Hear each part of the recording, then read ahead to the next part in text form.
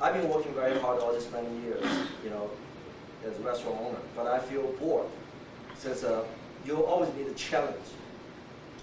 That's the reason you want to come here for this leadership class. You need a challenge. So I don't feel like there's much challenge anymore. So I said, one day I said to me, so what should I learn after I got out from school in 1980? See?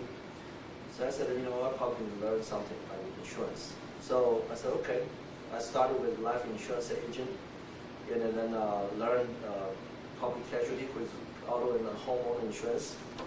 Then since I learned homeowner insurance, then I said I didn't know much about the real estate.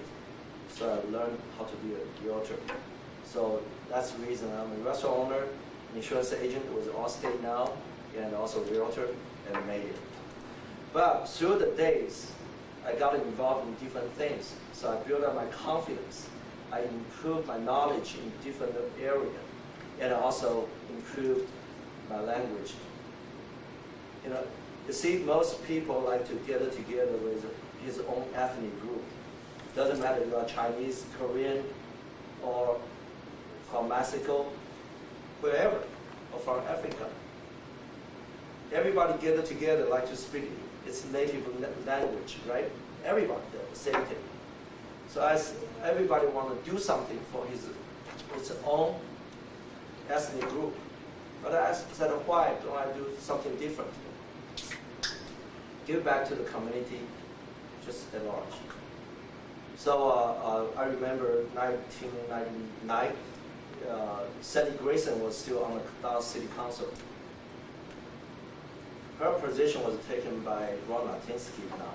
So I ran into her. I said, I'm interested in running for city council in Dallas one day. So the first thing she asked me is, where you live? I said, I live over North Dallas back then, over Frankfurt and Kimball. So she said, Joe, that's my district. We cannot run. So instead, I'm nice. I put up her yard sign, promoted for her. So since then, we became real good friends. On her retirement, I went to celebrate for her. So I said, I appreciate you, because without you, I wouldn't be the mayor in Addison. Because since she told me I cannot run, I said, okay. So I moved to Addison, 2001. And you have to live in Addison for 1 year to establish the residency. So I moved in April 2001 to establish 1 year residency. So I'd be able to run for city council. So I remember, I asked the city manager, Ron Whitehead, I said, do I have a chance, Ron? So they all came into my restaurant and eat. Said, Joe, you never participate leadership class in Addison. We call it Citizen Academy. The other is you never was serving on the Planning Zoning Commission. And then that's almost like the only commissioner board you can be appointed to. So you never served that, so nobody knows you. Okay, and the chances are slim. You don't have a good credential. And I asked for the former mayor, Scott Waiter. He told me what? He said, Joe, there's no one can defeat incumbents, because I was running against 3 incumbents. Nobody done that. Besides, you are the first Asian American one to run for this. It's difficult, So I said, well, I said I would never be discouraged. I remember I went to apply for it, file my running for the city council. And the lady, the city secretary sitting there, said, Joe, you have a chance. You are a businessman, so you know how to do it. I said, well, should I know how to do it? So I started to analyze all the demographics in Addison. How many people live in a certain area, how many people live in a certain area, how many apartments, how many single family homes. And after all the analysis, I figured out, I said, I look at the voters list from the previous years. I said, so few people went to vote, besides most people went to vote is living in a single family homes. So I started knocking on every door, once, twice, 3 times. So I met almost every one of them, 1,800 homes, 3 times. And I didn't know much about the city service back then. But after I visited all those 1,800 homes 3 times, I basically met everyone. People complain different things, or they compliments our town of something, and they have some concern. They tell me, you know, so I write on all the notes down, and I give to the city manager.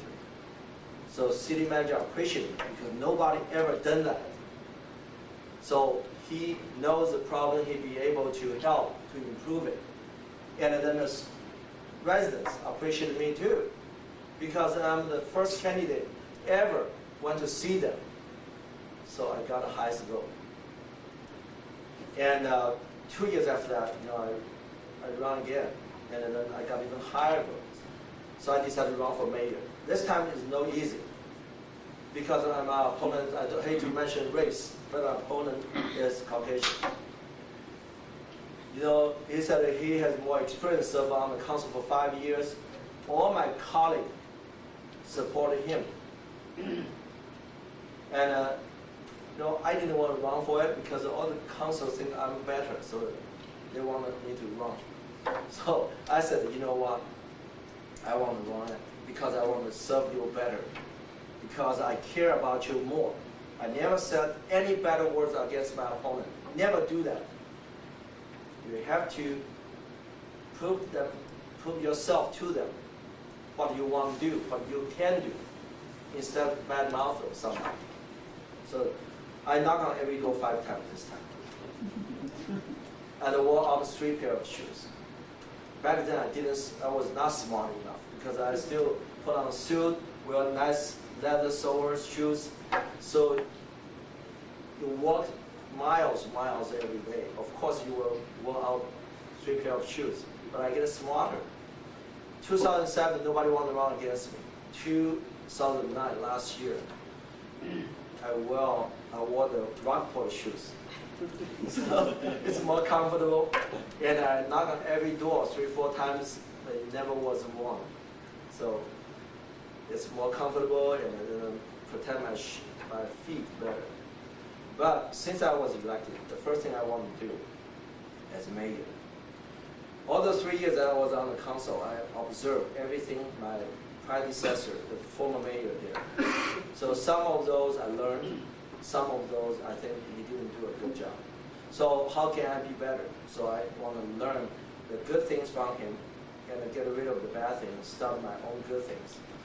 So first of all, I appointed all the city council, the other 6 city council, to be liaison to those organizations which the city dealt with. You know, DFW International used to be one. I always send one city council, you know, to attend the meeting, board meeting, this and that. And then also appoint them to special project. Some of those in charge of economic development, some of those in charge of education. So they got more job to do now. They grow from what the position they have. And so city has the best representation in everywhere they go to and I go to, or we have a relationship with. Secondly, you know, I initiated how we call the 10 citizen advisory committees. Earlier I touched on this. We only have basically one planning zoning commission, right? The other is Upper Foundation and a board and zoning adjustment, but they seldom meet. So actually, the only thing they meet once a month is planning and zoning. So I said a lot of people want to serve. Why don't we create more commission and board for people to serve, to give us the good ideas? So I initiated 10 citizen advisory committees, including transportation, education, economic development, environmental, such as green community, whole 9 yards. So in 10 months, they gave us 100-some good recommendations. So we update our website. We have e-weekly newsletters from city manager and the chief police. It's on the website. We have better communication between citizens, business community, and the city government. And also for environmental, we have Addison Green Info to promote green community.